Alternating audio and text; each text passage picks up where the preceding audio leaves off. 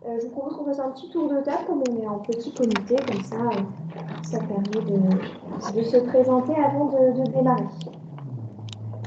Allez-y. Je m'appelle Karl Patois, je suis l'administrateur du groupement d'intérêt économique Osiris, qui va accueillir, héberger et faciliter l'implantation sur la plateforme de Roussillon du projet EM-Rhône. Bonsoir, Nicolas Calins. Oui, Nicolas Calins, donc je suis délégué syndical chez Excel sur la plateforme chimique de Roussillon et je fais partie du non local CGT de Roussillon. Voilà. Bonsoir à tous, Olivier Collin, je suis chef de projet pour le projet EM-Rhône pour le compte d'Élise Énergie. Merci, bonsoir à tous. Khalil Kortobi, directeur du projet EM-Rhône pour le compte d'Élise Énergie. Bonsoir à toutes et à tous. Valérie Lejour, garante pour la Commission nationale du débat public. Jonas Pochard, garant également pour la CNDP. Bien, merci pour ce tour de table. Je vous propose de commencer directement par une présentation du coup, de la CNDP réalisée par les garants. Bon, de toute façon, on va faire vite. Alors, monsieur, il n'y a que vous qui n'avez pas eu la présentation exactement. Donc, non, mais j'ai suivi un petit peu. Vous avez un peu suivi, voilà. Oui. C'est un très très gros. On fait partie, Valérie et moi, donc, on a été désignés par la Commission nationale du débat public, qui est une autorité administrative indépendante, au même titre que la CNIL. Vous peut-être connaissez la CNIL. Voilà. Nous, la CNIL, c'est pour défendre la liberté de l'informatique. Nous, notre fonction, c'est de défendre et de garantir le droit de participation et d'information du public sur des projets voilà, qui ont un impact sur l'environnement. Donc ce projet rentre dans ce cadre-là. Et donc on est là pour faire en sorte effectivement que le débat soit organisé de manière transparente, sincère, et que ça puisse être vraiment utile à la décision. Voilà, en deux mots, je ne sais pas, on va peut-être pas détailler plus à ce stade-là, c'est déjà pas mal, si vous avez des questions, on y reviendra, mais voilà. Vite. Voilà. Du coup, je laisse la parole peut-être à une énergie si vous voulez peut-être présenter quand même le projet. Vous l'avez déjà feuilleté, vous l'autocité? Oui, bien. Donc peut-être qu'on peut aller directement plus sur les sujets qui nous occupent ce soir, peut-être. Oui, donc ce ne serait pas le chapitre. Oui, du coup, on va laisser Monsieur Patois présenter le GIE pour introduire ce dernier atelier. Alors, on va avancer d'une diapo. Donc, le GIE, c'est 277 personnes qui sont au service des entreprises qui sont sur la plateforme des Roches-Roussillon. On va se concentrer sur le morceau Roussillon, puisque c'est là que s'implante le projet EM-Rhône. J'attends avec impatience le moment où le logo de EM-Rhône sera sur ce transparent. Et donc, on fournit les services à 16 entreprises aujourd'hui qui sont dans la continuité de la vallée de la chimie, puisqu'on est à distance de transfert par canalisation de Lyon, puisqu'on a certains produits qui viennent de Lyon par canalisation jusqu'à la plateforme. Et toutes les productions de la plateforme sont, d'une manière ou d'une autre, au service de la chimie du bassin. Certains vendent à l'étranger, mais il y a une vraie économie industrielle de la chimie autour de Lyon, liée à l'histoire de la ville de Lyon et notamment les colorants pour la soie. Ça, c'est l'origine de la chimie à Lyon. Donc, le GIE, groupement d'intérêt économique, qu'est-ce qu'il fait? Donc, le GIE fournit des services, on appelle ça les services industriels, mais c'est quelque chose de très concret à tous les intervenants, toutes les entreprises qui sont sur la plateforme. Le principe étant que de fournir tout ce qui n'est pas cœur de métier à un industriel pour qu'il se concentre sur ce qu'il a à faire, c'est de transformer de la matière de la manière la plus efficace possible. Et donc, nous allons nous occuper de tout ce qui est accès, donc la sûreté, la sécurité, le contrôle des personnes, le contrôle des véhicules, l'entrée et la sortie, le déplacement des wagons sur le site, le contrôle des camions, la pesée, la conformité à la directive du transport pour le compte des entreprises qui sont là. Donc, on leur garantit que si un camion rentre sur la plateforme, c'est qu'il est conforme. On leur garantit que si on le laisse repartir, il est aussi conforme, c'est-à-dire que le poids est bon, les documents sont en accord avec ce qui est dans le camion. Voilà. Donc, c'est un service très important. Et il y a un énorme intérêt à mutualiser ce genre de choses, parce que chacun d'eux, s'il était tout seul, devrait avoir son propre pont bascule et ses propres équipes pour contrôler les camions. Au lieu de quoi, ici, le principe de la mutualisation fonctionne à plein. Nos équipes font ça pour tous ceux qui sont présents sur la plateforme. Ensuite, on a une deuxième, donc on fournit tout ce qui est fluide. Donc vous avez besoin de gaz naturel, on vous amènera le gaz naturel au tuyau au coin de votre carreau, c'est votre zone d'activité. L'électricité, on vous la fournira à la tension qui vous convient. Vous voulez du 5500 volts, il y aura du 5500, 450, on vous fournira ça. L'énergie sous forme de vapeur.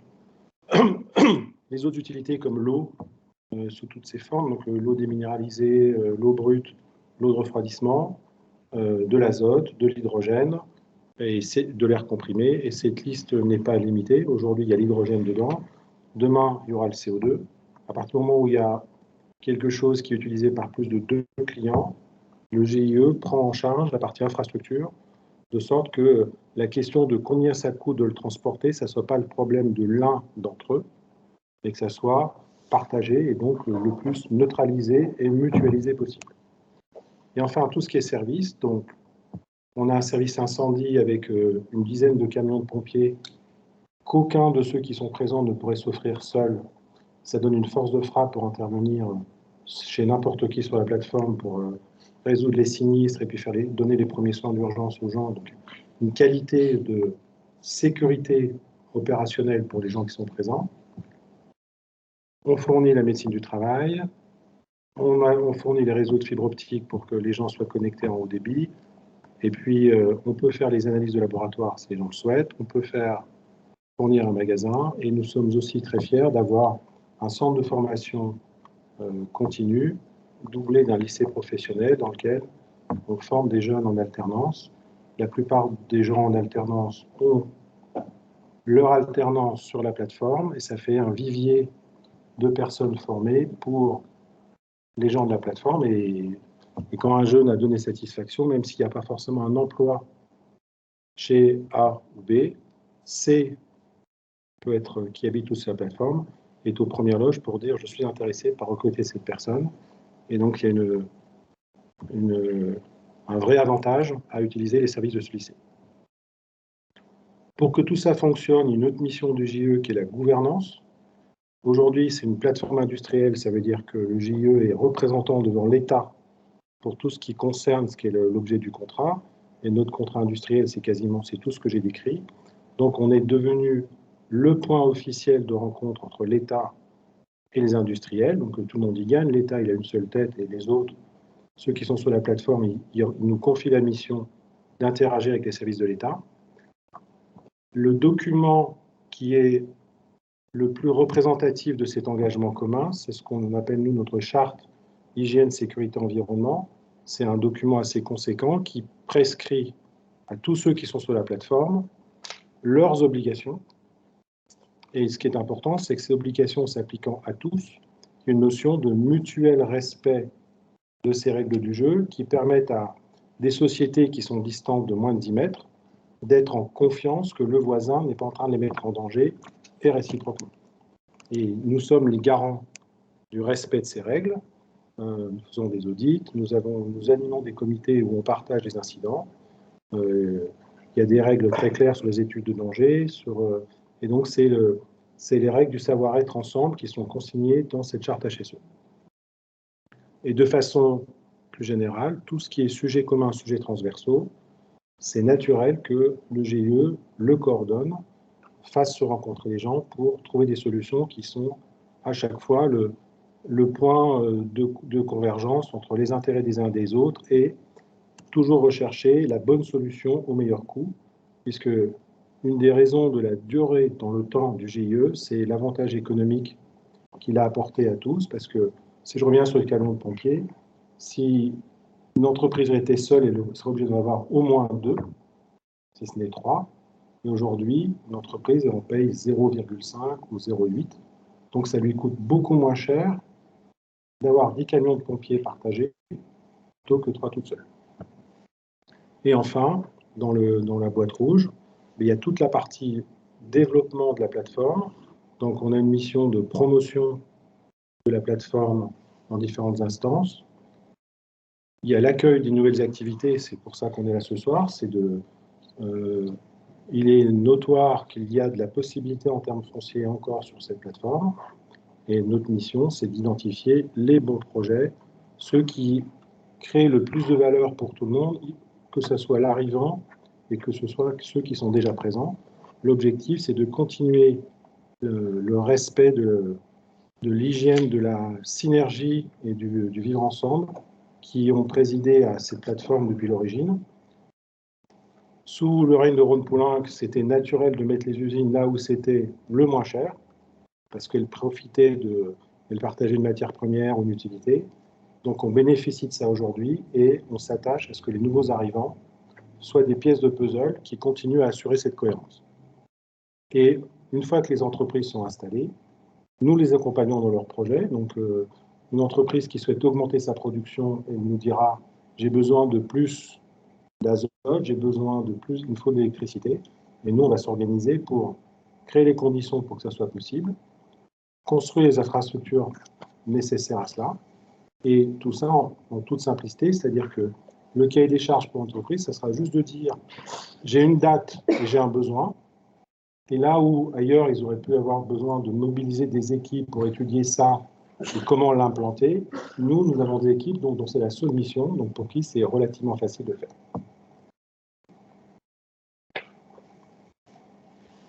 Les avantages de la plateforme, qu'est-ce qui fait que quelqu'un a envie de s'installer chez nous?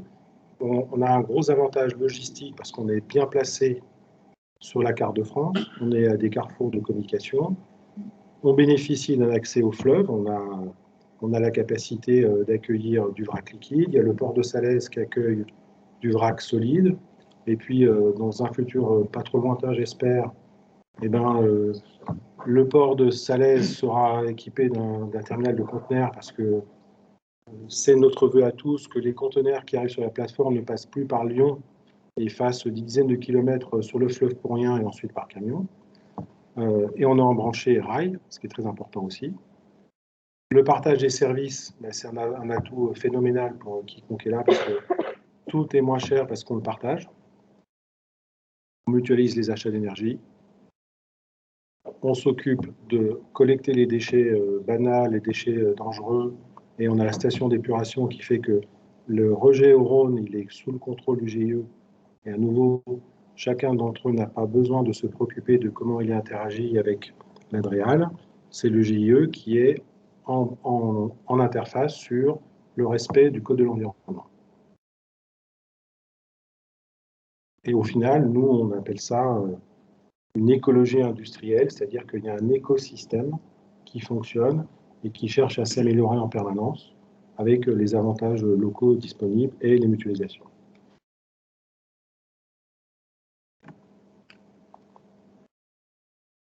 Et ensuite, une fois qu'on a dit ça sur cette plateforme qui a 1600 personnes, parmi lesquelles il y a les 277 salariés du GIE, donc 1600 salariés en tout, il y a un dynamisme local des dynamiques de projet qui sont importantes. Aujourd'hui, sans parler du projet Emeraude, entre 2022 et 2024, on parle d'un portefeuille de projets de 200 millions d'euros qui vont se réaliser chez les différentes entreprises et en partie chez nous. Nous sommes fiers aussi de notre trajectoire de dégagement des énergies carbonées, notamment en essayant de valoriser au maximum de la chaleur fatale. Et donc, nous avons réduit notre utilisation des fossiles de 70% en 10 ans. Alors, j'en profite pour dire que les derniers 30%, c'est les plus difficiles, parce que il faut qu'ils soient en plus malléables, flexibles, pilotables, ce qui est rarement le cas des solutions alternatives qui sont, si vous parlez des ENR, leur défaut, c'est qu'elles ne soient pas pilotables. Et là, les derniers pourcents, on a besoin qu'elles soient pilotables. La plateforme rayonne à différents niveaux. Donc, de manière indirecte, on sait que la plateforme emploie 5000 personnes en plus dans le territoire, qui sont tous nos ambassadeurs parce qu'ils sont capables de témoigner de ce que sont les conditions de travail sur la plateforme, où c'est un environnement très sécurisé parce qu'une plateforme chimique, ça se caractérise par la sécurité comme étant la priorité absolue. Et puis, on a plein d'outils que j'ai rassemblés sur ce transparent, que ce soit des relations avec le SDIS, des relations avec les pôles de compétitivité, nos pairs de la vallée de la chimie, le syndicat France Chimie. Et donc la plateforme, elle existe à l'échelon très local, comme nos relations privilégiées avec Inspira, qui est juste à nos portes au sud, notre comité de communes Hébert, ensuite le département, ensuite la région, et sur certains sujets où notre excellence ou notre professionnalisme, pour être un peu plus modeste, est reconnu jusqu'à la DGE, et ça nous arrive relativement régulièrement que les services parisiens de l'État prennent attache avec nous pour nous demander notre avis ou récupérer des informations sur quelles sont nos pratiques, nos attentes, nos besoins pour faire progresser la maîtrise industrielle dans le pays. Voilà. Et j'en ai fini pour la présentation du GIE. Merci, monsieur Patois. On avait un temps de questions-réponses. Si vous n'avez pas de questions, on peut directement. Peut-être que la personne qui en a eu peut se présenter. Oui. Pardon, excusez-moi, Jean-Pierre Demanu, directeur d'Inspira. Voilà. Je ne resterai pas très longtemps, par contre, j'ai une obligation. C'est pas de souci, merci pour votre Ma présence me paraissait importante ce soir sur ce thème-là. Sauf si vous avez des questions, on peut directement passer à la présentation des membres. Peut-être essayer de mettre plus synthétique que d'habitude si monsieur a bien déjà vu le dossier de concertation. Peut-être vous avez déjà eu la présentation. Ah, je connais bien le dossier. Non, c'est pareil, je suis allé voir sur le site, tout ça, ça fait. Cette séquence-là, parce qu'il y en a pas mal d'autres après. Moi, je ne sais pas, je me conforme. Moi, j'en ai pas besoin en tous les cas. Est-ce que vous en avez besoin? Franchement, non, sérieusement. Ok, et Oui, bien donc, on passe. exactement. Et donc du coup, c'est sur les synergies industrielles du projet. Olivier, à toi la parole. Juste que tu me dises où est-ce que ça marche, merci. La présentation du projet ayant été très synthétique, j'enchaîne sur les synergies industrielles avec les industriels de la plateforme. Donc en effet, ensuite la présentation de M. Patois, l'idée c'est clairement de venir s'appuyer sur les forces et les atouts proposés par le GES et aussi son aidant un petit peu plus avec tous les autres industriels de la plateforme. Sur cette partie, globalement, sur le projet MRO, on a plusieurs ressources, aussi l'électricité et la vapeur. L'idée, c'est vraiment d'aller chercher et d'optimiser avec les synergies des industriels. Pour exemple, sur le dioxyde de carbone, je rappelle, 213 000 tonnes par an nécessaires pour notre process de méthanolation. Une partie de ce dioxyde de carbone serait captée sur la plateforme, participant ainsi aussi à la décarbonation de certains industriels de la plateforme. Une certaine synergie aussi sur l'utilisation du produit final, le produit final étant du e-méthanol. Le I, globalement, ne change pas grand-chose sur la composition chimique. C'est clairement du méthanol, nous sommes sur la même composition chimique. Le méthanol sur la plateforme industrielle, aujourd'hui, est déjà utilisé. L'idée, forcément, c'est de se dire qu'il y a des consommateurs sur la plateforme, donc d'aller proposer une substitution de ce méthanol fossile par l'électrométhanol, notre e-méthanol produit par le projet MRO. Je m'attarde aussi sur d'autres ressources. Et pour plus de détails sur les ressources, il y a déjà une conférence qui a été réalisée dessus, un atelier pendant cela va 2 semaines, il me semble. Nous avons aussi besoin de vapeur. Récupération, un besoin de vapeur déjà présent sur la plateforme. Forcément, nous allons nous baser sur les atouts et les services qui sont proposés par le GES, notamment la fourniture des différentes unités dont la vapeur bas carbone fait partie. C'est clairement l'atout de la plateforme qui propose déjà, comme on a pu le voir juste avant pour la présentation de M. Patois, une certaine décarbonation et donc un poids carbone sur cette fourniture de vapeur qui est très intéressant pour nous et sur laquelle nous nous souhaitons nous baser. Donc, une vapeur bas carbone que l'on souhaite absolument utiliser sur sa plateforme, puisque, je le répète, c'est très important, puisqu'elle fait partie des ingrédients du projet, la certification bas carbone du produit final, qui est le e-méthanol, est très important pour les énergies. Sans ça, notre e-méthanol n'a pas de valeur. Peu de valeur. Je me suis arrêté sur la vapeur bas carbone, mais on peut aussi étendre ça à toutes les autres utilités. Je ne vais pas reprendre la liste de la présentation de M. Patois, l'air comprimé, l'azote, etc., etc. On pourrait en lister plein d'autres.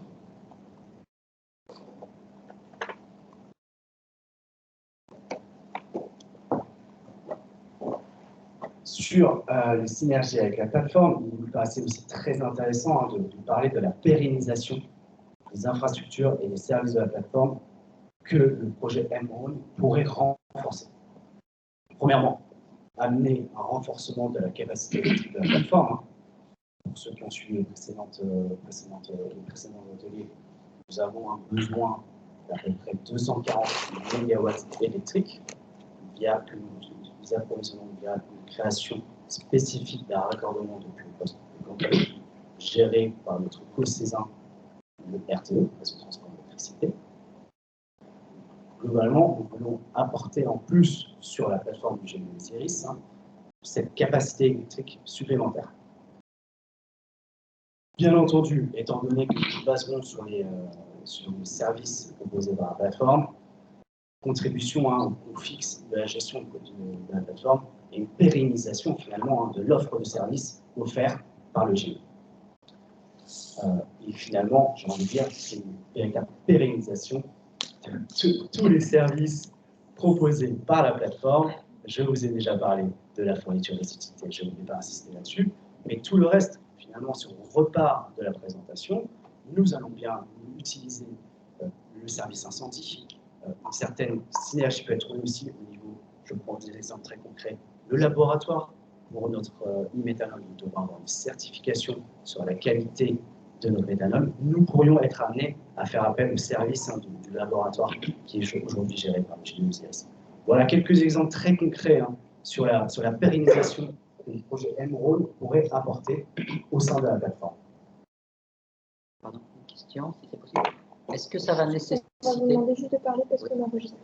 Est-ce que ça va nécessiter de renforcer les services existants ou alors est-ce que tels qu'ils sont dimensionnés aujourd'hui, ça va répondre aux besoins? Pensez notamment aux pompiers ou... Alors, pour les choses comme les pompiers, c'est un vrai gain pour tout le monde parce qu'on ne va pas rajouter un camion de pompiers pour accueillir Emerald. Ça se fera à ISO. Et en revanche, par exemple, sur le laboratoire, s'il y a besoin d'un laboratoire en plus, on embauchera un laboratoire. Mais on fera tous les gains liés au fait que le labo existe déjà, la structure existe déjà, le management est déjà là. Donc, le coût marginal pour Emerald sera intéressant. Et pour les autres qui utilisent le labo, les frais de structure du labo vont diminuer puisqu'ils seront vendus à plus de personnes. Donc, c'est ça la logique qu'il y a derrière les options. C'est soit c'est les frais de structure qui sont partagés, soit il n'y a pas d'augmentation des frais de fonctionnement. Si je prends l'air comprimé, on ne va pas investir des compresseurs supplémentaires. Donc, les amortissements liés au fonctionnement du réseau d'air comprimé, ils sont constants. Plus il y a de clients, moins chacun en porte. C'est bien le principe qui prévaut de mutualiser tout ce qu'on peut mutualiser sur la plateforme. Bon, pareil, j'avais un peu dans le même style de question. En termes d'alimentation électrique, est-ce que vous allez passer par la plateforme ou est-ce que vous allez faire comme Excel à un poste au final, Excel n'est pas relié à la plateforme en termes d'électricité. Est-ce que le poste passera par la plateforme avant de vous alimenter vous ou est-ce que vous aurez un poste dédié à vous? Et même question pour la vapeur. Alors là, c'est plus pour vous, M. Pato. Aujourd'hui, on sait que la vapeur décarbonée elle vient exclusivement de Tredi. Est-ce que Tredi sera en capacité de fournir toute la vapeur nécessaire ou est-ce qu'il faudra investir peut-être dans de nouvelles chaudières? Électricité d'abord. Voilà, mes deux questions. Merci. Sur l'électricité, clairement, on aura un poste dédié. On n'a pas le choix, étant donné les puissances. Et en plus, j'ai envie de dire, étant donné que globalement, l'électricité, c'est pour 90%, je donne un chiffre différencié, je pourrais dire que c'est une grosse partie. Ouais, donc Qui comme vont c'est la un taille. poste spécial. Voilà, c'est un poste spécifique qui ne passera pas par la plateforme pour le coup. Avec l'accord, bien entendu, nous allons en discuter avec sur un rapport. Pardon, et plus que ça, dédié mais exclusif. C'est-à-dire il est exclusif à Emerald. C'est-à-dire qu'il n'est pas utilisable par d'autres. Enfin, le raccordement. Enfin, Moi, je pense que c'est pas décidé, ça encore. non, c'est pas décidé, d'accord. Ok, j'avais compris par. Ok. Non, mais Aujourd'hui, sur l'électricité, en effet, les 240 MW sont issus de notre étude initiale. Forcément, si demain, et c'est notre souhait d'aller vraiment vers les meilleures technologies, d'avoir le meilleur rendement, si demain, il nous reste un petit peu, on pourra réfléchir à la distribuer, etc. Pour le moment, en tout cas, à date, on s'est arrêté sur une consommation qui est exclusivement réservée au projet Emerald. On va en discuter au fur et à mesure qu'on avancera dans les études de détail. c'est plus la quantité d'électricité qui est exclusive. Les infrastructures, de toute façon, si un jour ils disent on veut partager, ça veut dire qu'il y aura un intérêt à partager. Eux, ils porteront moins de charges fixes. Et l'autre, qui sera le client, il aura une fraction du poste. Donc, dans un premier temps, ils vont être seuls sur ce poste. Mais ça, c'est demain, après-demain. Bien sûr. On n'a qu'une envie, c'est qu'on ait une activité qui permette de nouveau de mutualiser des choses. Et c'est votre intérêt, c'est l'intérêt de tout le monde. S'agissant de la vapeur, aujourd'hui, n'oubliez pas qu'on a aussi Robin qui fait de la vapeur, elle, totalement biomasse. Et en fait, la question, c'est plutôt, ça sera plutôt une histoire de garantie d'origine pour la vapeur, plutôt que de quantité disponible, parce que nos clients, ils ont besoin de vapeur, ils sont très contents d'avoir le moins possible de quota de CO2 attaché à cette vapeur. Okay. Élise, Emerald aura besoin de vapeur avec eux, zéro quota de CO2. Donc c'est un point qu'on a encore organisé d'un point de vue contractuel, mais on ne sera jamais en manque de vapeur pour eux. Parce qu'on pourra toujours la remplacer par la vapeur faite avec des chaudières à gaz, étant entendu qu'il y a toujours une solution qui est d'acheter du gaz issu de biométhane, avec un contrat de transfert à travers le réseau de gaz, qui fait qu'on est capable de faire dans une chaudière à gaz classique de la vapeur également décarbonée. Donc il n'y a pas d'inquiétude sur les quantités de vapeur. Pas question de remettre en service le charbon. Ah non, non. Non, alors, il y a des décisions qui sont plus ou moins irréversibles. Oui. Celle-là, elle est fondamentalement, absolument, complètement irréversible. C'est totalement inenvisageable. Je vais juste compléter pour l'électricité, sur le fond. Mais il y a eu un atelier avec RTE et la question a été posée sur est-ce que ça a pour mal s'atelier, est-ce qu'il y a besoin, etc. Et RTE, le compte rendu banque en tout cas est en train d'être finalisé, a dit qu'ils faisaient eux-mêmes leur prospective et leur projection. Et pour l'instant, sur la plateforme, il n'y a pas d'autres demandes. Voilà, après, on avait plus au niveau de la validation. Pour l'instant, je ne sais pas sur la plateforme, mais ça, c'est étudié, y compris au niveau national.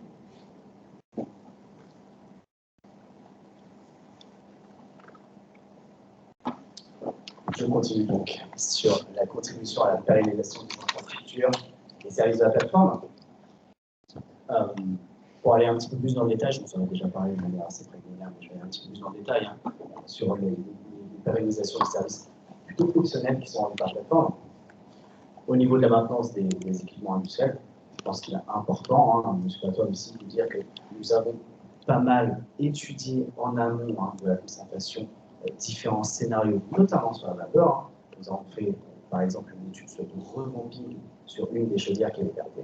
D'ailleurs, c'est la chaudière à charbon, si je ne me trompe pas, pour la passer en biomasse. Voilà. Donc, en fait, tout ça pour bien appuyer sur le fait que l'arrivée du projet Emerald permet d'aller envisager aussi d'accompagner, de nous faire accompagner aussi par les GMCS sur les fameux 30% qu'on a du mal à décarboner. Voilà. Donc aujourd'hui, cette arrivée du projet Emerald pérennise les assets existants, notamment, c'est pour ça que je donne l'exemple, du revamping qui pourrait être envisagé sur un certain nombre d'assets existants. J'en ai déjà parlé, donc je ne vais pas m'attarder dessus. La pérennisation des autres services, le laboratoire, le service administratif, gestion arrivée des camions, sûreté, sécurité, pompiers, etc., etc. Et enfin, étant donné que tous les clients, même si nous souhaitons être le plus local sur la distribution de notre produit final, il n'est pas exclu que demain nous aurons des clients qui seront situés ailleurs. Par rapport à ça, nous allons donc aussi contribuer à pérenniser, développer des services en ce qui concerne les moyens de transport et de logistique des matériels, mais aussi de nos produits. Notamment, et là je donne encore des exemples concrets, sur l'envoi du e-méthanol, produit Emeraude. Nous souhaitons favoriser, ça je l'avais dit lors de l'atelier sur l'approvisionnement des ressources, favoriser l'envoi fluvial et ferroviaire. Dans ce cadre-là, nous sommes en train de mener un certain nombre d'études sur le ferroviaire pour développer, renforcer l'offre de services prise en charge par le GeoSiris sur la gestion de tout ce qui est ferroviaire. Nous baser aussi sur ce qui est existant. Je rentrerai un petit peu plus dans le détail juste après, notamment sur le fluvial. On a on a Ruby Terminal qui gère un appompement pour le déchargement du méthanol qui est ensuite distribué sur la plateforme. Nous réfléchissons, nous avons commencé à travailler avec Ruby Terminal pour envisager le chargement depuis cet appompement, pour après expédier le méthanol par barge vers les potentiels clients qui seraient le monde du Rhône. Voilà. Bien entendu, et étant donné qu'on est quand même sur un projet qui est assez conséquent, avec des moyens, des matériels qui sont assez conséquents aussi, nous réfléchissons bien entendu à la livraison des équipements qui doivent monter sur site si le projet Emeraude aboutit, via aussi les trains et les barges. Voilà.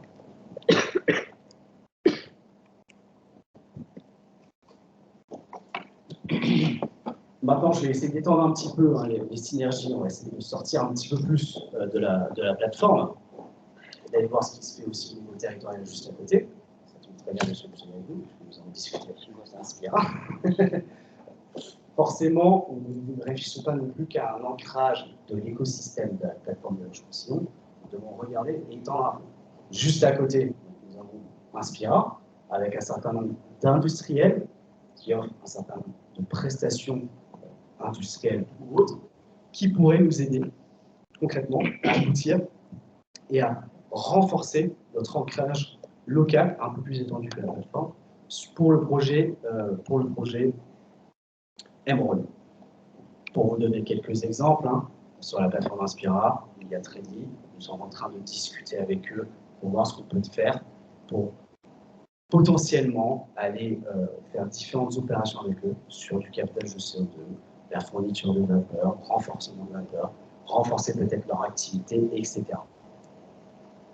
De plus, avec Inspira qui est à côté, on a quand même un tissu important en ce qui concerne les prestations de services pour lesquels nous aurions besoin, sur tout ce qui est sous-traitance et services aux entreprises, puisque forcément, sur un projet d'une ampleur comme le projet Emeraude, nous avons besoin d'être accompagnés par un certain nombre de services que nous ne saurons pas faire chez nous. Donc vraiment, aller s'ancrer localement, notamment sur toutes les compétences disponibles et les services disponibles, notamment via la zone Inspira. Autre chose, j'en ai déjà un petit peu parlé avec Tredy, notamment, le développement d'une activité locale de stockage de CO2 et aussi de captage de CO2. Nous allons regarder forcément au sein de la plateforme du GeoSiris en premier. Ensuite, nous allons étendre notre benchmark, j'ai envie de dire, des sources de CO2.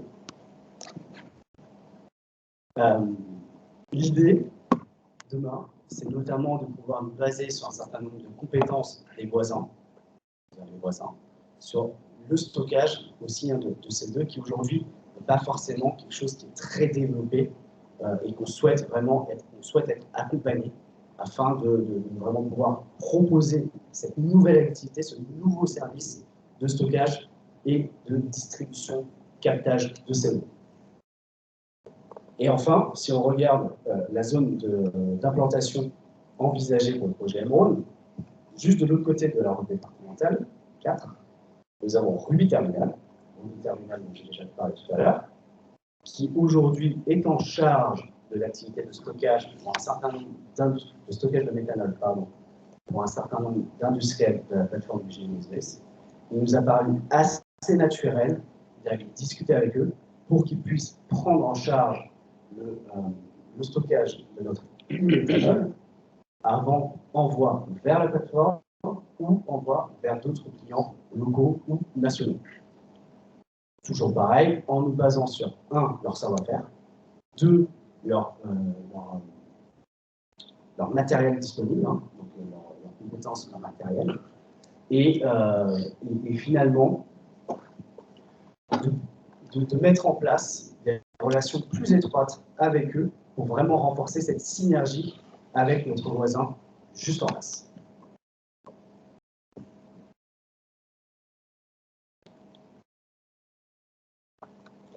Question complémentaire. Ouais, quelques petites questions. En termes de captage de CO2, vous avez parlé de Trédi. Vous n'avez pas parlé d'Euroflot, pareil, qui est dans la zone spirale. Est-ce que c'est peut-être une source aussi pareil, c'est un four qui dégage énormément. Alors après, je ne sais pas exactement ce qui dégage, mais je sais qu'il y a une grosse centrale de traitement avant rejet à l'atmosphère. Et deuxième question, oui, Ruby Terminal, peut-être plus pour M. Pato, ils ne font pas partie de la plateforme aujourd'hui. Si on augmente les capacités de stockage, notamment de e-méthanol, voilà, est-ce qu'il n'y aurait pas d'intérêt justement à les intégrer à la plateforme, notamment en termes de sûreté, sécurité, et notamment au niveau des services pompiers en cas d'incident? Je me permettrai de répondre à la première question, tout en faisant remarquer néanmoins en lien avec la seconde question que Crédit non plus font partie de la plateforme. Oui. Oui. Et que néanmoins, Crédit assure un service de livraison de vapeur pour l'ensemble des industriels de la plateforme, nécessairement avec des énergies d'une manière ou d'une autre. Ça également en bénéficie. Pour répondre à votre question sur les émissions de CO2 d'Euroflot, c'est une excellente question, elle pourrait se poser pour l'ensemble des industriels. En fait, qu'un industriel qui soit dans la plateforme, un producteur de vapeur ou un émetteur de CO2 de par son procédé, qui soit dans la plateforme ou à proximité directe de la plateforme, trouve un intérêt pour nous. Donc, toutes les sources sont épuisées au premier rapport. Simplement, étant donné que chaque industriel a sa propre politique de gestion de ses émissions, de gestion de ses défis, de son développement futur, toute la difficulté pour les énergies, son projet de réside dans le fait qu'il faut réussir à allier trajectoire de l'industrie et des industriels avec la capacité des énergies à trouver le bon compromis de volume et de pérennité dans le temps. En l'occurrence, Euroflot, nous avons eu des discussions avec eux. Ils ont une trajectoire et nous essayons toujours de trouver une solution avec eux. Mais il faut dire que Euroflot, parmi l'ensemble des émetteurs de la plateforme, ont déjà une politique de réduction des émissions de gaz à effet de serre qui est extrêmement vertueuse et qui nous permet en quelque sorte de travailler en priorité avec d'autres industriels. Mais nous continuons à travailler avec Euroflot dans l'éventualité de prendre le résiduel de ce qu'ils n'auront pas pu décarboner, eux, à échéance 2030 ou 2035 sur leur propre site. Pardon, est-ce que je peux juste compléter comme on est sur Euroflot?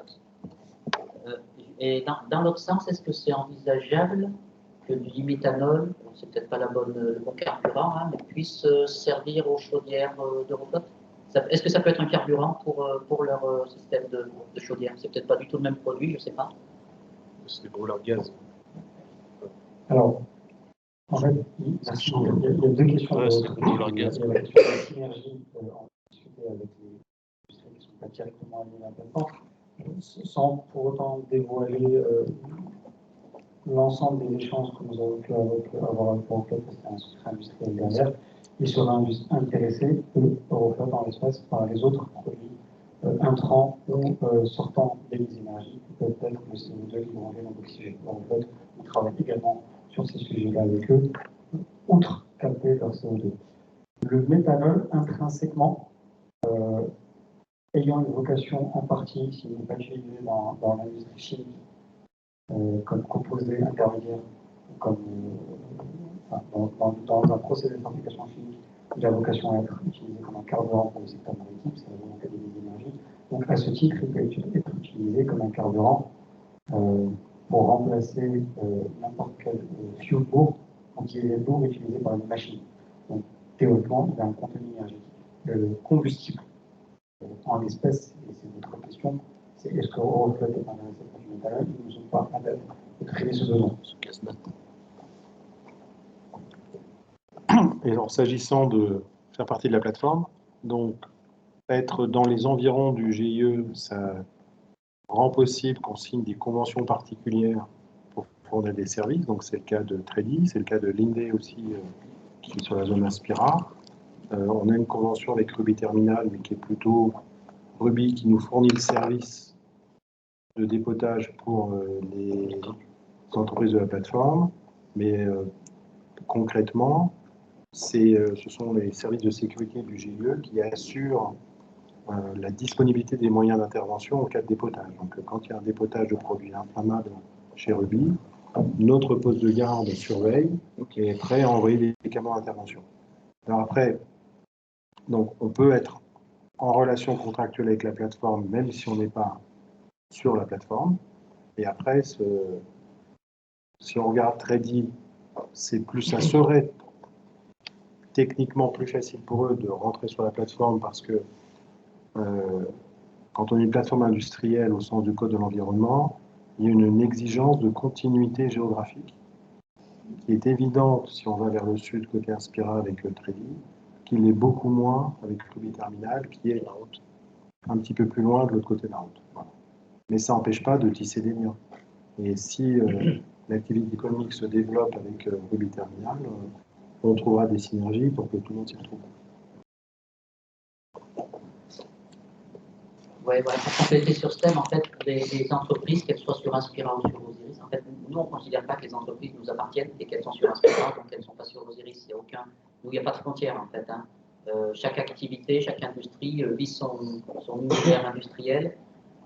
Nous, qu'elles travaillent avec Osiris, on s'en réjouit. Qu'elles travaillent, enfin, voilà, l'important, c'est vraiment ces synergies qui se créent et qui apportent des plus-values entre elles.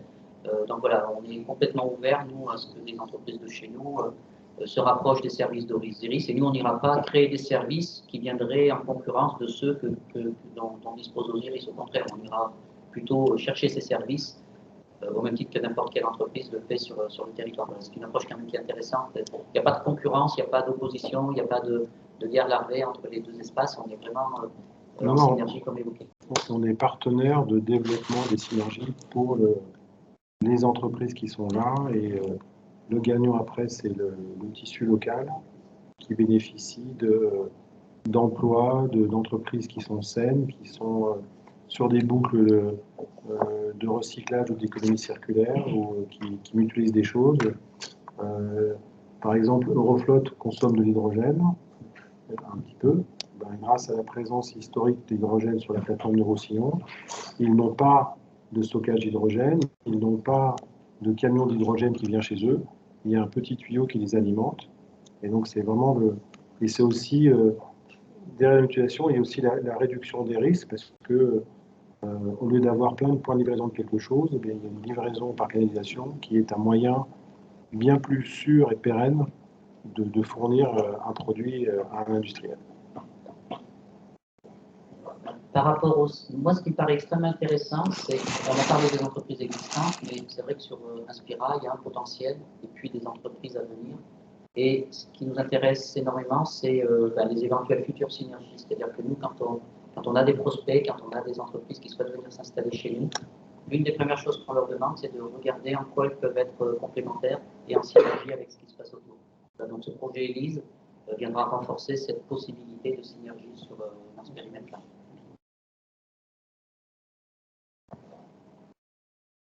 On peut passer à la suite. Aline ?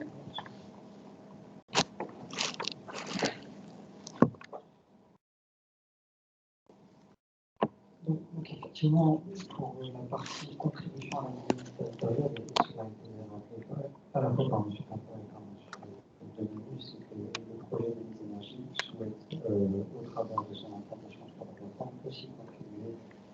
rayonnement immédiat et contribuer à renforcer le tissu des synergies qu'il peut y avoir avec l'environnement immédiat de la plateforme, tant en termes industriels qu'en termes d'emploi et d'opportunités. En amont du projet, le principal besoin, la principale vocation de soutien des énergies, c'est finalement aider à la création de nouvelles filières de formation au travers de l'ensemble des structures et des dispositifs, notamment les lycées professionnels à proximité, pour permettre, comme l'a rappelé M. Papa dans son propos, de permettre à l'énergie, comme les autres membres de la plateforme, de pouvoir former des personnes, qu'elles soient opérateurs ou cadres du futur pour le secteur des énergies. Donc cela passe par prévoir en amont ces besoins en recrutement, travailler à la fois avec la plateforme, avec l'administration et les élus et les membres du dispositif, du cadre éducatif, pour mettre en place des dispositifs de formation adaptés à tous les postes, à tous les niveaux, et s'appuyer sur les établissements et les organismes existants, comme le PAR, les lycées professionnels, les UT, et plus largement sur les écoles d'ingénieurs et les universités, pour les cadres, pour les personnes d'encadrement du site. Donc, parmi les filières de formation, je le disais à l'instant, mais pour rentrer un peu plus dans le détail, tous les niveaux et toutes les formes d'expérience, un certain nombre de niveaux de formation sont recherchés, qui vont davantage d'un bac professionnel, un bac technologique, pour des métiers comme des conducteurs de machines magasinées, jusqu'au métier de master d'ingénieur, pour des postes de cadre d'exploitation, pour responsable de maintenance, en passant par des DUT sur la maîtrise ou opérateurs, sur des postes bien précis, des postes de manutention, d'opération de postes électriques, des opérateurs chimiques pour la partie méthanisation, des opérateurs gaziers pour la partie hydrogène, des techniciens instrumentistes, automaticiens, pour le boucle de régulation pour procéder, des électromécaniciens pour tout ce qui va être maintenance des machines tournantes, maintenance des moteurs. Donc effectivement, tous les métiers dont tu as besoin et les énergies ne sont pas des nouveaux métiers, de nouvelles compétences, ce sont des filières de formation qui existent déjà pour la plupart, et pour la plupart déjà prodiguées à proximité immédiate de la plateforme au travers de lycées professionnels ou d'autres formations d'utilité. Effectivement, je pense qu'on voit ça dans la slide suivante, pas tout à fait, je m'en excuse, il y a effectivement des métiers d'opérateurs dans la chimie, donc l'opération sur les unités de méthanisation, les opérateurs gaziers pour la partie hydrogène. Donc effectivement, pour l'exercice de la concertation publique et en particulier de cet atelier, nous nous sommes effectivement aventurés à essayer d'imaginer quel serait le dimensionnement et la taille des équipes telle usine, telle unité. Et donc effectivement, classiquement, on le voit souvent dans les unités industrielles, il y aurait un pôle d'exploitation pour l'exploitation quotidienne des unités, toutes et sans différenciation entre les unités, un pôle maintenance pour la maintenance des équipements de façon classique, un pôle hygiène, sécurité, environnement et qualité, et un pôle logistique.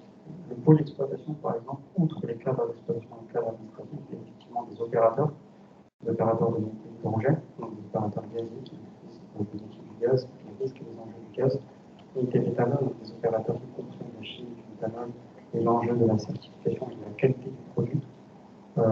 Les opérateurs sur l'unité carbone comprennent effectivement des caractéristiques de fonctionnement des rejets des fumées des industriels de la captation carbone et le poste électrique. Les consignataires, qui est et électrique, donc des personnes qui sont habilitées à mettre en service ou à arrêter un équipement, que ce soit électrique ou d'ordre mécanique, et un pôle maintenance, effectivement, qui sont leur contrepartie pour venir opérer les équipements, leur maintenir soit une maintenance soit une maintenance corrective, donc c'est du fait des tuteurs, des électrotechniciens. Et enfin, les agents de cadre, les agents de conduite, les personnes qui sont en salle de contrôle pour surveiller une activité comme celle-ci. Et de toute façon, en grande majorité, automatisé, mais malgré l'automatisation des procédés, le geste humain, l'opération humaine reste importante, reste primordiale et au centre de toute activité d'exploitation. Et donc, dans un fonctionnement que l'on anticipe et envisage comme étant un fonctionnement en 3-8, 3 rotations de 8 heures d'équipes différentes, ayant besoin de 2 opérateurs, par exemple, si on essaie de dans les calculs, 2 opérateurs d'hydrogène, enfin 2 opérateurs, 2 pour le méthanol, 2 pour le carbone, 2 pour le poste électrique. C'est déjà 8 personnes. Les consignateurs, ça fait 10 personnes. Les cadres faisant 14 personnes, plus la maintenance 15 personnes, à multiplier par 3 rotations. Peut-être un peu moins, nous sommes déjà à plus de 40 ou 45 personnes juste pour le pôle d'exploitation du pôle maintenance. Le pôle qualité, donc il y a les préventeurs, effectivement la sécurité de l'ensemble du personnel étant importante, il y a des règles et des procédures à appliquer et à faire respecter. Une formation continue de l'ensemble des personnes intervenant sur le site pour apporter la bonne culture et le bon geste à tout moment face à toute situation d'exploitation. Le service qualité laboratoire, on en a parlé tout à l'heure avec l'utilisation possible ou probable de ressources communes avec les ressources du GIE, donc un minimum un responsable qualité, technicien laboratoire, un service de certification, puisque nous l'avons rappelé à plusieurs reprises ce soir, un méthanol non certifié bas carbone est un méthanol qui a une valeur intrinsèque bien inférieure à ce qu'elle pourrait être certifié bas carbone, donc un responsable STV, technicien, auditeur, qui permettent de vérifier ou pas de temps horaire au moment de la mise en service de la qualité bas carbone du sol méthanol. Et enfin, toute la coordination avec les services logistiques et approvisionnement du GIE en ce qui va concerner les équipements, les matériels en période d'exploitation. Ça passe par des magasiniers, des conducteurs de mandats, des logisticiens pour contrôler les flux. Effectivement, il y aura des flux entrants et sortants. Il faudra que la capacité de stockage des produits transportés soit suffisante et adaptée et coordonnée.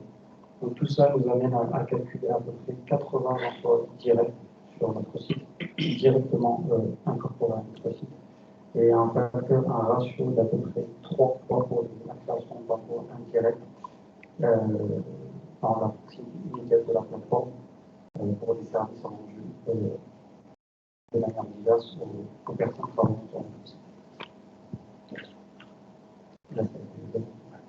Une petite question. Oui. Vous parlez de 3-8, du coup, c'est pas un fonctionnement continu de votre cuisine. Et le week-end, alors, vous faites comment? Ouais. C'est 5-8. Donc c'est 5-8 alors, c'est pas 3-8, c'est 5-8. 5-8. Ah, d'accord. 5-8, effectivement. La plupart des. En fait, dans votre question, qui est très intéressante, il y a aussi la notion d'optimisation des flux. Aujourd'hui, par exemple, une partie des opérateurs de logistique n'ont pas forcément besoin de travailler en 5 minutes. Je m'explique. Non, oui. Si le méthanol est stocké, s'il doit être envoyé transporté vers le consommateur final par voie fluviale, en barge ou par train, ce ne sera pas des trains tous les jours, et encore moins 7 jours sur 7. La nuit et le week-end. Exactement. Donc une partie des métiers ne seront nécessairement pas en 5 minutes. Ok. Pardon, une question également sur l'emploi. Est-ce que comment vous allez accueillir ces effectifs? Ça va être progressif. Est-ce que l'usine elle va être productive dans sa totalité dès son ouverture, ou alors est-ce que ça va être une montée en charge progressive? C'est une excellente question. Il est aujourd'hui un peu tôt pour répondre de façon précise à cette question. Pour autant, nous pouvons partager avec vous les réflexions qui sont actuellement en cours, qui sont de dire que la mise en service industrielle d'une telle unité ne sera pas en 24 heures ni en une semaine. Elle se fera sur le temps long, elle se fera sur plusieurs mois, quasiment une année. Et que effectivement, les activités de mise en service et de réception, ce qu'on appelle en anglais l'anglicisme et le terme de commissioning,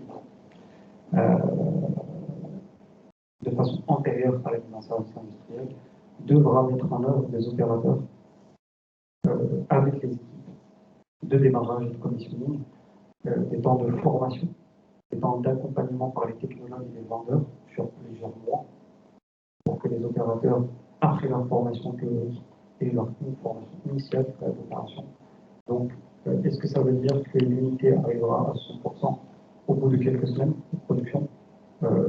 A priori non. Donc il y aura une montée crescendo et l'idée c'est d'abord de travailler dans les meilleures conditions de sécurité. Et donc on vise une mise à production nominale en moins de 10 mois. Ouais, donc pas de formation sur un autre site possible, par exemple, aller se former sur un autre site actuellement en fonctionnement, ou vous savez, pour former déjà, que les opérateurs arrivent déjà formés sur le site. Alors, et ça va répondre aussi à ouais, ça rejoint un peu les deux. On est quand même sur des briques technologiques qui sont pas très récentes, justement. Je vais prendre un exemple très concret, l'unité de méthanol. L'unité de méthanol, comme Rami l'a pu le dire, les opérateurs ne vont pas arriver le jour où on va lever la barrière et on va ouvrir l'usine, on va arriver bien avant, puisqu'ils ont besoin d'être formés.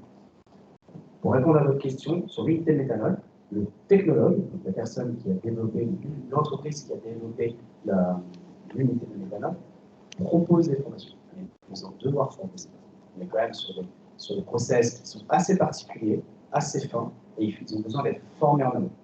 Donc ils vont être formés en amont même de la fin de construction. À un certain moment donné de la construction, avant d'entamer le commissioning, pour le commissioning, il faudra que les opérateurs soient à côté, pour se mettre pour la chose.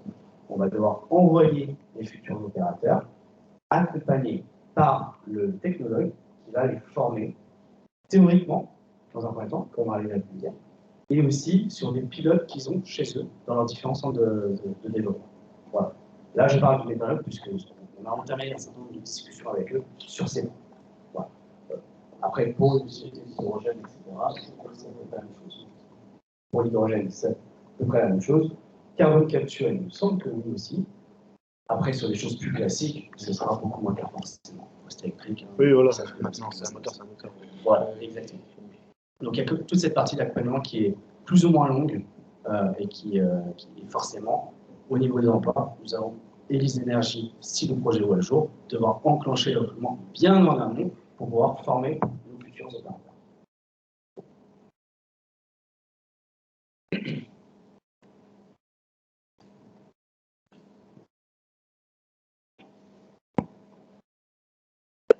Un mot tout de même sur la phase travaux, puisqu'on a pu parler de la phase amont, qui est la phase de formation de création de filières, de renforcement de filières, de la phase d'exploitation, donc effectivement l'ensemble des postes qui seront à pourvoir des compétences. Trois petites choses sur la phase travaux. Effectivement, la phase travaux qui est censée s'échelonner sur la période 2025 et 2026, une partie de l'année 2027, va voir arriver un certain nombre de personnes qui vont participer à la construction des compagnies, des ouvriers, des ingénieurs, des manutentionnaires, des conducteurs de travaux, des conducteurs des chauffeurs de travaux, des instrumentistes, etc. Il y aura nécessairement un impact sur l'activité économique du territoire, du type service à la personne, avec des services de restauration. Il y en a certains qui pourront bénéficier effectivement du service de restauration du CGE, et nous en sommes ravis. D'autres préféreront parfois personnel d'aller se sustenter ailleurs, mais c'est leur droit, c'est bien de voir, et donc effectivement l'activité économique générée à ce moment-là sera une opportunité moderne pour ce secteur d'activité, pour l'hôtellerie, pouvoir se loger dans la région, par du transport, un commune voisine.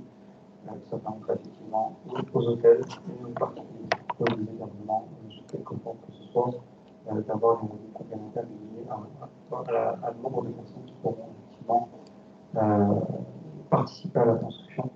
Nous sommes sur des niveaux de 2 à 300 personnes probablement en base quasiment tous les jours sur la durée du chantier avec des pics qui peuvent monter à plus de 100 selon les activités.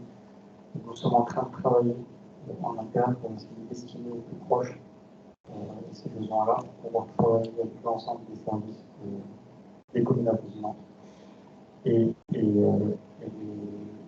les structures d'accueil pour voir comment dimensionner correctement un calendrier de chantier de ce point de vue-là. Nous aurons effectivement, comme l'a dit Olivier tout à l'heure, un besoin d'emploi des infrastructures portuaires, probablement, pour le transport et le déchargement des équipements, qui sont quand même assez volumineux et pèsent quand même assez lourd, et donc effectivement, afin de limiter l'impact de convois extensionnels par la voie de la route, et donc la modification de certains axes, de certains embranchements routiers, il est préférable effectivement de ramener, d'essayer d'acheminer un maximum de ces équipements les plus volumineux par voie fluviale. Idéalement à des horaires en décalé par rapport aux horaires de commutation des personnes qui travaillent dans la plateforme, pour les acheminer directement sur la parcelle et au sein de la plateforme, donc l'utilisation d'infrastructures de déchargement du port, donc une activité sur le port assez importante sur quelques semaines.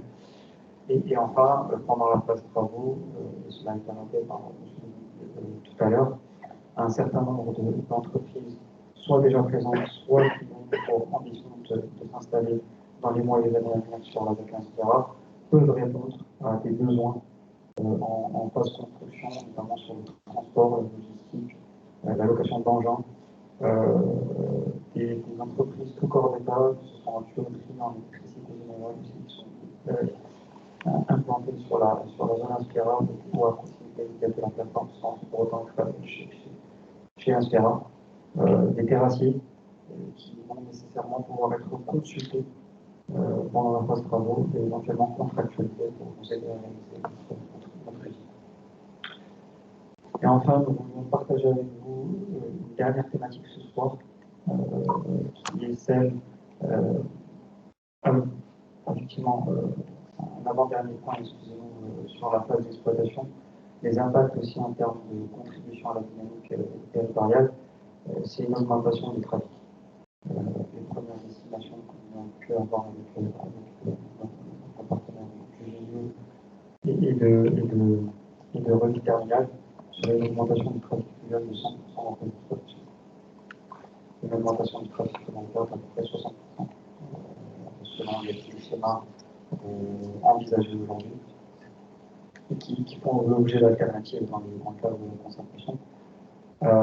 Le fait que nous souhaitons, que nous envisageons nous implanter dans la plateforme, permettra effectivement de contribuer à une certaine forme d'attractivité supplémentaire de la plateforme, puisque nous proposerions des produits aujourd'hui qui sont soit déjà proposés par certains industriels qui ont des quantités moindres, je pense à l'hydrogène et à l'oxygène, soit pour des activités qui souhaiteraient s'installer sur la plateforme et générer du CO2, pouvoir éventuellement réfléchir à l'éventualité de récupérer du CO2 par exemple.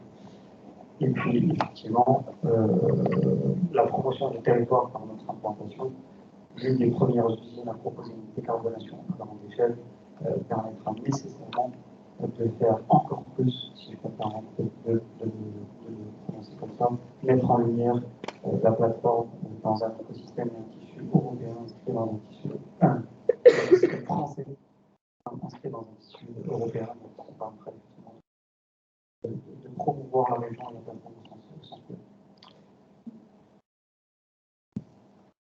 Des questions? Ouais, deux petites questions. Ouais, en termes d'entreprise, on espère pendant le chantier que vous allez utiliser des entreprises effectivement locales. Ça, c'est Moi, pour l'avoir connu en 2017 chez Excel, pareil, c'était un chantier avec environ à peu près les mêmes 200 à 300 personnes. On avait un peu de tout, on avait des entreprises locales, mais malheureusement, on avait beaucoup d'entreprises étrangères. Et au final, on s'aperçoit que la qualité du montage et des travaux, ben, au final, vous perdez. En fait, vous gagnez sur le coût initial, mais au final, pendant le commissioning, c'était une catastrophe, justement parce qu'en fait, la qualité des travaux n'était pas à la hauteur. Voilà, l'avantage d'utiliser, pour nous, hein, les entreprises locales, déjà de faire fonctionner l'économie locale et surtout, voilà, de garantir, voilà, le prestataire ne peut pas se permettre de faire du travail bâclé parce qu'il est à côté et potentiellement sa réputation derrière. Donc ouais, pour nous, c'est important de faire vivre les entreprises locales. Il y a ce qu'il faut dans le coin. Et, voilà. Et deuxième petite question, c'est sur le fret. Vous avez beaucoup parlé du fret. Là, je vois que c'est à 60%. Avec Inspirant, on en a parlé aussi avec le projet de Gerflor et de Paprec, qui va nécessiter des rotations, alors eux, exclusivement par la route, dans un premier temps, avec beaucoup de camions, beaucoup d'alimentation de matière et de ressorties en termes de PVC, mais exclusivement par la route. Nous, à la CGT, vous le savez, hein, on milite pour le fret. Le fret en France qui est vraiment en train de disparaître petit à petit. L'État français fait tout pour qu'il n'y en ait plus, pour privatiser, pour ouvrir le marché à la concurrence, que ce soit que des entreprises privées qui s'emparent. Et du coup, résultat, on voit les coûts qui montent. Donc, quelle est votre réflexion là-dessus sur voilà, le développement du fret local avec potentiellement la réouverture de la gare de Sanez-sur-Seine qui est à l'arrêt depuis quelques années, mais qui pourrait être mise en service avec Aspira aussi également, pour alimenter les entreprises Aspira. Merci déjà pour vos questions très pertinentes et très intéressantes. Concernant le premier point, c'était pas tout à fait une question, c'était plus un vœu. Si je peux oser de dire comme ça. Non, mais vous êtes dans cette démarche. Donc effectivement, nous également, nous y sommes sensibles pour diverses raisons. D'abord la barrière de la langue. D'abord la barrière de la langue, premièrement. Deuxièmement, la connaissance des entreprises locales. C'est-à-dire qu'une entreprise de tuyauterie qui est implantée à 2 km doit aussi connaître les autres entreprises de la plateforme, donc il y a une certaine forme de connaissance des règles de sécurité, etc. Donc les règles élémentaires d'intervention sur des chantiers comme celui-ci. Nous avons aussi un autre intérêt, c'est que le moins de personnes venant de l'étranger, le plus de personnes locales, le moins il y aurait d'enjeux de logement. Donc c'est un double tranchant et c'est une balance à trouver, un équilibre à trouver dans le sens où il y a un levier économique, mais aussi des enjeux d'hébergement, de trafic routier, d'engorgement, etc. Toutefois, j'aimerais attirer votre attention sur un fait qui presque, je dirais, un invariant contraint de notre projet, c'est que les technologies, par exemple l'unité de méthanisation, le technologue en question n'est pas français. Il est étranger. Il est européen, certes, mais il est étranger. Donc quand il s'agira quand il s'agira de mettre en service son propre équipement pour lequel il a une licence, nous n'avons presque pas le droit de le faire sans lui. Donc il y aura forcément des étrangers là-dedans. Et y compris pour les électrolyseurs, par exemple. Toutefois, en ce qui concerne la partie post-électrique, on peut déjà faire part que nous travaillons avec des entreprises franco-françaises et qu'elles sont bien françaises. Votre deuxième point, c'était sur le fret.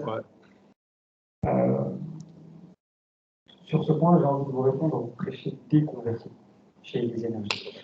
Pour la bonne et simple raison qu'on le dit, c'est une alternative du projet, nos garants le savent très bien et ça a été rappelé dans un certain nombre d'ateliers.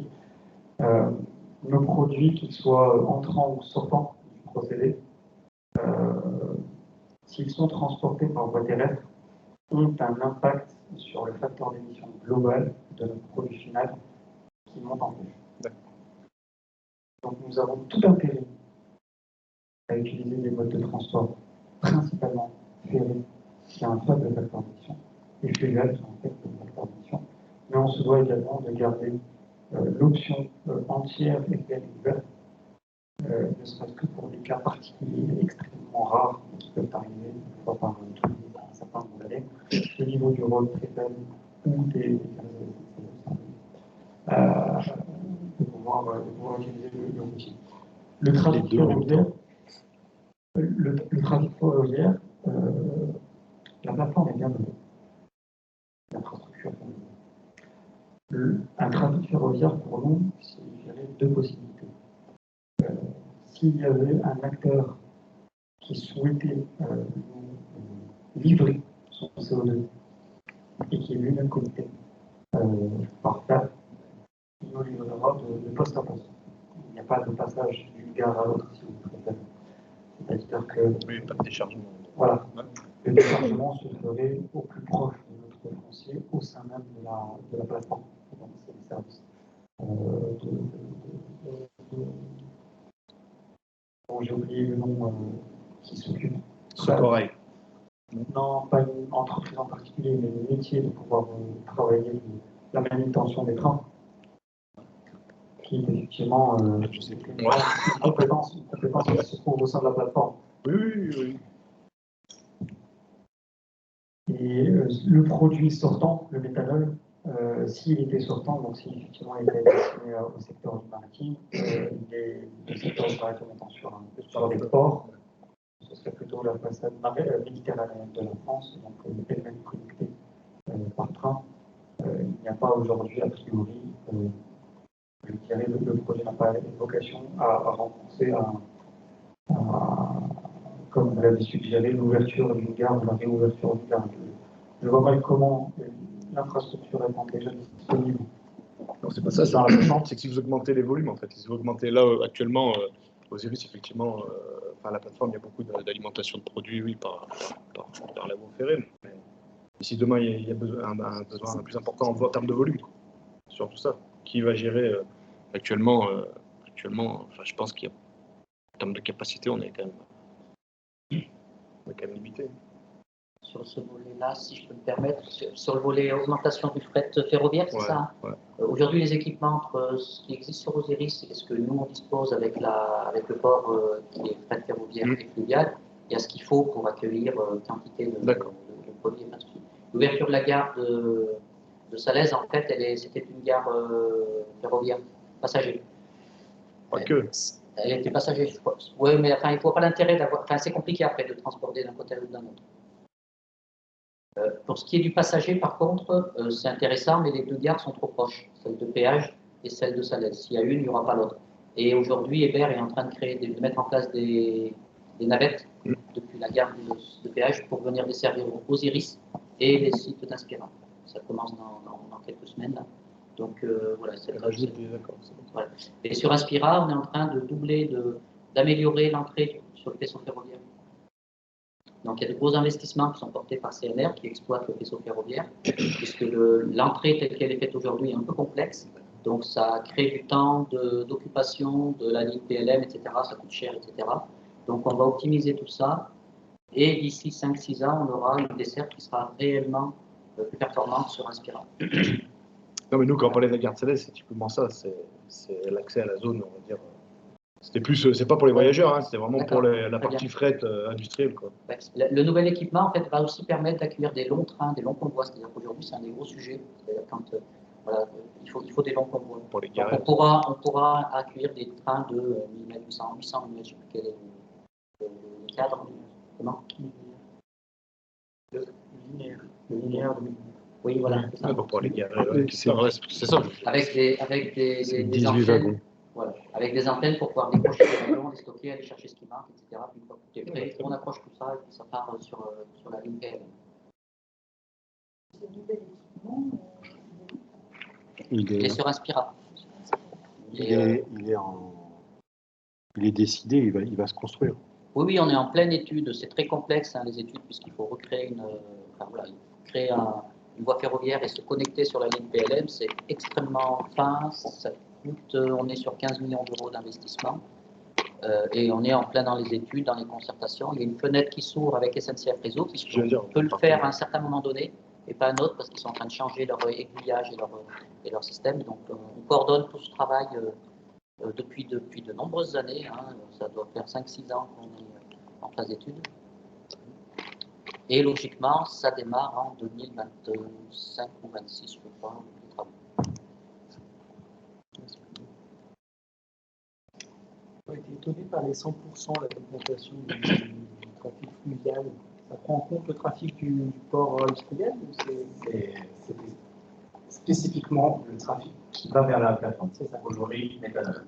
Si je ne veux pas savoir que Il y a un peu de benzène, mais c'est pas un beaucoup. petit peu de benzène. Voilà. Donc en fait, on s'est basé sur le trafic fluvial à destination de la plateforme. En gros, je crois qu'il y a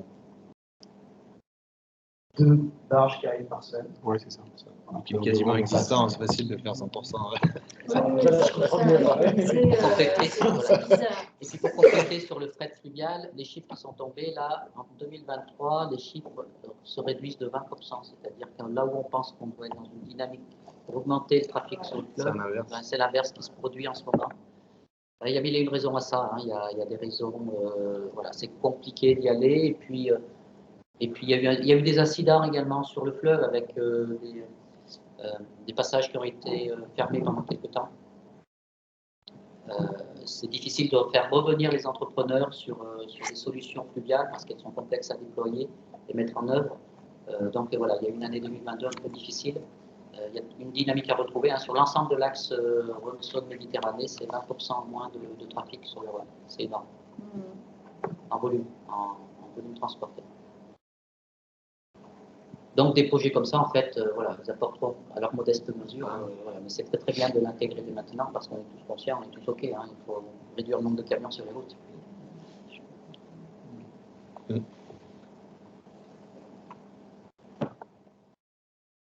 n'y a pas d'autres questions ou de remarques. Un dernier point que je souhaite partager avec vous sur le développement des fiscales. Elles sont locales, à retourner locales ou nationales. Et effectivement, classiquement la taxe d'aménagement, parce qu'une fois concomitamment permis de construire, il y a la CVAE, la cotisation sur la valeur ajoutée des entreprises qui aide également. Il y a l'IS, l'impôt sur la société, qui est également payé annuellement. Il y a la taxe foncière sur les propriétés aussi, qui est payée annuellement.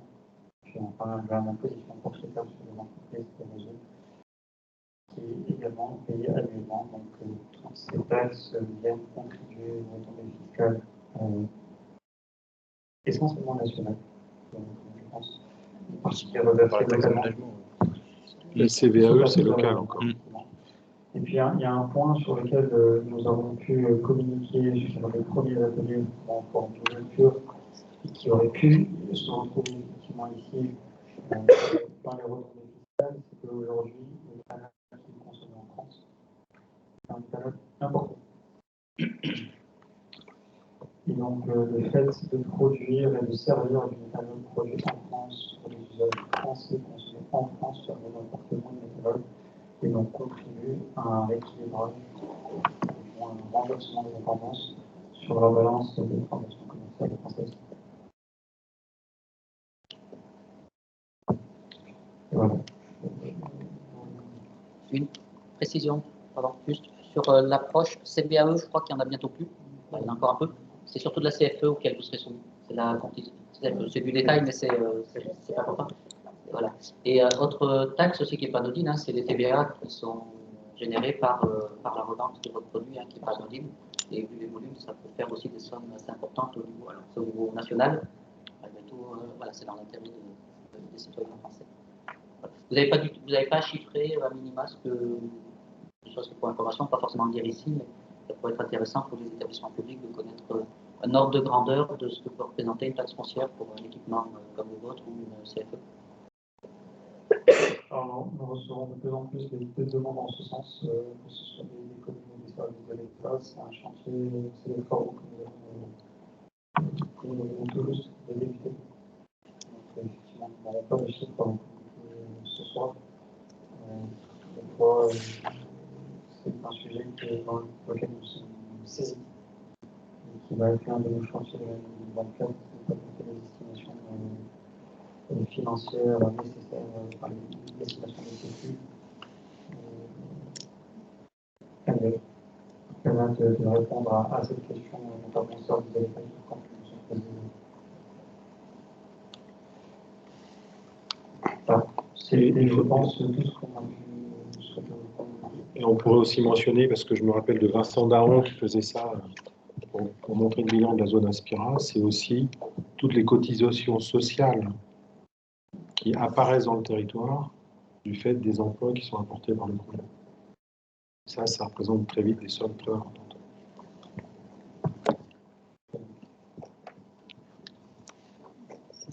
Peut-être juste pour le porte-parole, déjà de ça, ce qui est bien ce soir et qui a échangé pas mal à ce moment là, du temps sur la médiathèque, et qui effectivement sur ce sujet-là, bon, ça dépasse un petit peu votre projet, qui mentionnait quand même qu'il n'y avait pas beaucoup d'intérêt pour une collectivité aujourd'hui en termes de fiscal d'accueillir de l'industrie. C'est-à-dire que le taxe que vous mentionnez là, principalement au niveau national, mais pas au niveau local. Voilà. Ce que j'ai un peu appris, parce que voilà, c'est récent, c'est qu'il y a la réforme de la taxe professionnelle. Hein. Oui, c'est pas d'aujourd'hui. Ouais. Ça ne donne pas de réponse. Hein. Ça avait fait l'objet d'un débat politique houleux lors de la dernière JDD, ce point-là. Parce qu'avant, c'était la CVAE qui allait aux entreprises, aux acteurs locaux. La disparition de la CVAE, il y a la promesse de l'État de la redistribuer à travers la CFE, mais les promesses sont des promesses. Oui, c'est pas tout à fait comme ça. Alors, ce qui revient aux communes, ce qui revient à la commune, la taxe foncière, elle revient en grande partie aux communes. C'est la commune qui la perçoit. La CFE, elle est destinée à l'intercommunalité et je crois que l'État en récupère un peu. Qu'est-ce qu'on a d'autre? La taxe d'aménagement, c'est la commune qui la récupère. Enfin, voilà, il y a un partage un peu différent entre les différentes taxes qui sont reversées sur le territoire. Voilà. Ce n'est pas un seul acteur qui va tout récupérer, c'est un partage entre les uns et les autres. Mais c'est moins que. C'est moins qu'à une certaine époque. C'est moins qu'à une certaine époque. C'est pas rien. Oui, c'est ça, c'est pas la même. C'est pas rien non plus, mais on est d'accord. Hein, aujourd'hui, là où un temps les collectivités faisaient du développement économique une réponse à des besoins financiers, c'est plus le cas aujourd'hui. Aujourd'hui, faire du développement économique, c'est plus des contraintes. Hein, parce que ça nécessite un accompagnement assez astronomique et les retombées sont bien moindres que ce qu'elles n'étaient avant. Hein, aujourd'hui, une entreprise qui s'installe, c'est des réseaux à redéfinir, c'est des routes à déployer, c'est parfois des écoles à grandir parce qu'il y aura plus de monde, plus de personnel, etc. Et aujourd'hui, les élus, quand ils regardent des projets, ils analysent tout ça, puis au bout du compte, ils sont largement perdants sur le territoire. Les emplois locaux et la question de l'intérêt. Exactement. Non, on est bien d'accord. Après, on met dans le paquet. Voilà, c'est pas qu'un regard financier. C'est beaucoup plus large, beaucoup plus vaste. Et puis, il faut zoomer, dézoomer, avoir un regard macro, micro, etc. Et tout ça fait un équilibre d'un projet qui, au final, a énormément de sens. Est-ce que vous avez d'autres questions? On peut passer à une conclusion rapide. La concertation va bientôt se terminer, à la fin du mois de février, le 25 précisément. La semaine prochaine, nous allons tous à venir au forum de clôture qui aura lieu dans la même salle. On a du coup terminé la plupart des événements. Les petits déjeuners ont été faits. L'atelier de ce soir est le dernier. Demain, on a un stand mobile au marché de Serrières. Et on a eu cet après-midi des échanges intéressants avec des étudiants à Centralienne. On avait aussi échangé avec les lycéens du lycée pro. Donc on arrive sur une fin de concertation. On a quelques contributions sur le site. On vous invite à poser vos questions, mettre des avis sur le site, que ce soit en tant qu'individu ou aussi en tant que personne morale. Il y a des cahiers d'acteurs qui sont disponibles. Vous pouvez émettre une contribution à ce titre. Est-ce que quelqu'un veut le mot de la fin? Très bien. Eh bien, ce sera le mot de la fin. Rally mange et après Rally veut faire le mot de la fin peut-être. Mais je voulais simplement vous remercier de vous être déplacé et d'avoir contribué à cette atelier. Ça a été, en tout cas pour nous, des énergies enrichissantes. Ça m'a permis de mieux comprendre et d'appréhender vos attentes aussi bien inspirées à travers de vous.